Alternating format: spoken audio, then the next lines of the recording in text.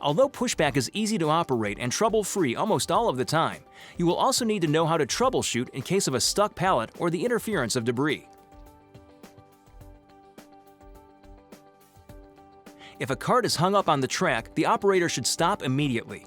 Put the pallet back in place and try purging the system. This is accomplished by using the forklift to gently push the carts back 2 to 3 inches before slowly backing out again to see if it will help dislodge the hang-up and flow the carts forward. If purging doesn't dislodge the hang-up, try building a safety floor within the affected lane. Simply load the open pallet positions with empty pallets. This creates a solid pallet floor for the operator, who is secured by a safety harness, to safely access, evaluate, and fix the hung cart or pallet. Once corrected, the forklift operator extracts the empty pallets from the lane, controlling the speed of the pallets and carts indexing forward by slowly backing out of the rack.